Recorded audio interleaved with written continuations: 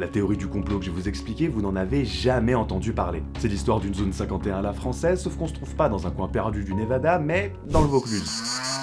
On va parler de militaires, d'énergie nucléaire, de soucoupes volantes et de champs de lavande. Je vais vous raconter l'étrange histoire des aliens du plateau d'Albion.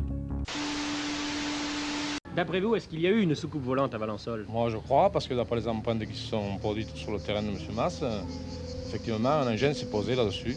On est en plein été 1965. Maurice Masse, cultivateur du Sud-Est, aperçoit un appareil de type soucoupe volante. Dans sa déposition au commissariat, il jure avoir vu deux passagers d'1 mètre de haut vêtus d'une combinaison descendre de l'engin quelques instants avant que ce dernier ne disparaisse subitement à vitesse lumière. Des traces sont bien retrouvées par les autorités dans son champ à l'endroit même où Maurice Masse indique avoir vu l'engin atterrir. Alors que l'événement devient national et intéresse tout le monde, sur place, ça se complique pour Maurice. Les journalistes l'harcèlent, la police le convoque à tout bout de champ et Maurice devient rapidement le mytho du village. Pourtant, d'autres sont très intéressés par son histoire. Un magistrat de Lyon, membre d'un collectif d'amateurs d'OVNI, publie dans leur revue spécialisée « Nous sommes personnellement enclins à penser que le champ de lavande de Monsieur Masse a été l'objet d'une visite insolite et semble-t-il extraterrestre. » L'un des membres du collectif se rendra sur place et cassera la lame de son couteau en essayant de creuser les traces d'engins dans le champ de Maurice Masse. Pour lui, aucun doute, des aliens se sont posés et ont rendu la Terre dure comme de la pierre. Cet homme, c'est l'écrivain Jimmy Gueux et il aura une importance notable dans tout notre récit. Car si vous vous posez la question « Mais que viendraient faire des extraterrestres en Provence ?», vous n'êtes pas le seul. Jimmy il a une théorie, les extraterrestres sont intéressés par notre nucléaire. Remontons quelques années en arrière. Fin des années 50, Charles de Gaulle arrive au pouvoir et décide de faire de la France une puissance nucléaire. En 1963, après des hésitations entre plusieurs lieux du Vaucluse, le plateau d'Albion est choisi comme base support des missiles nucléaires français, à la place du plateau de Valençol, là où vit Maurice Masse. 5 ans de travaux publics et 18 silos de lancement plus tard, la base aérienne 200 APT Saint-Christol voit le jour. Et c'est pendant sa construction que plusieurs témoignages fleurissent dans le Vaucluse.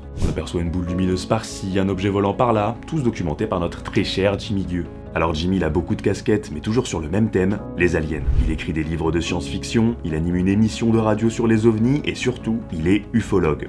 En bref, il étudie les objets volants non identifiés et est persuadé de leur existence. Notre cher Jimmy est même l'un des pionniers de l'ufologie française dans les années 50. Il fait partie des premiers membres de la commission Urano, ce même groupe qui s'était rendu à Valençol observer les traces d'atterrissage dans le champ de lavande. Comme on l'a dit, Jimmy Gueux pense que les extraterrestres tournent autour des sites d'armement nucléaire de toute la Terre. Pendant 15 ans, de nombreux témoignages sont entendus, mais jamais vérifiables. Selon Luc Dini, professionnel de l'aéronautique et président d'une association d'observation des phénomènes aérospatiaux non identifiés, un survol par un objet volant mystérieux du plateau d'Albion est documenté par le Centre national d'études spatiales en 1981.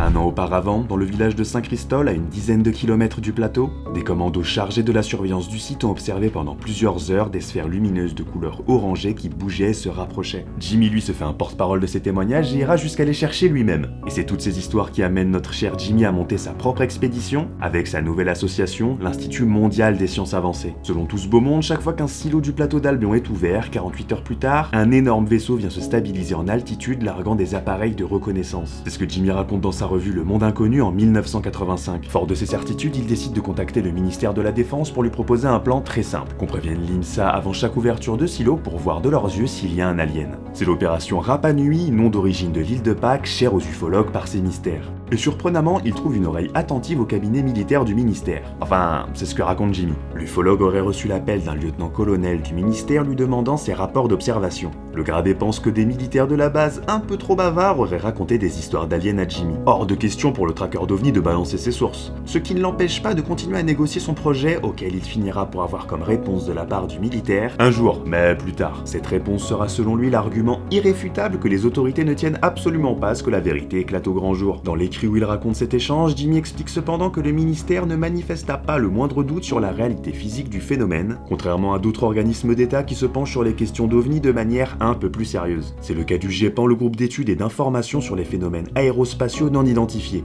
En gros, ils lui ont dit Monsieur Gueux, les aliens, ils sont dans cette pièce avec nous ?» Cet organisme français est chargé de collecter et d'analyser les cas d'OVNI sur le territoire. Il étudie de nombreux cas et comme vous vous en doutez, ses réponses sont toujours décevantes pour les ufologues. Manque d'informations fiables, méprise avec le soleil couchant, observation de lueurs de feux d'artifice. Et il en va de même pour les témoignages autour de la base de Saint-Christol. Avec le temps, les témoignages d'OVNI aux alentours diminuent petit à petit jusqu'à l'arrêt de la base en 1999 et surtout avec la mort de Jimmy Gueux en 2000. Ah au fait, vous vous rappelez de Maurice ? Notre cultivateur dans son champ est le premier témoin d'une soucoupe volante? Bah en fait, ce qu'il avait vu ce soir d'été 1965 serait un hélicoptère de l'armée de terre selon les médias et les chercheurs. C'est le cas de Dominique Caudron, ufologue sceptique qui a enquêté sur l'affaire des années après. Pour lui, l'armée organisait des manœuvres dans le même temps auxquelles participaient justement des hélicos. Et finalement, des années plus tard, le GEPAN a classé l'affaire en cas inexpliqué faute de preuves. Attention cependant, un complot peut en cacher un autre. D'après Claude Mauge, chercheur en laboratoire de zététique à l'université de Nice, il n'est pas impossible que le témoin ait vu un hélicoptère de la 6e flotte américaine en mission d'espionnage.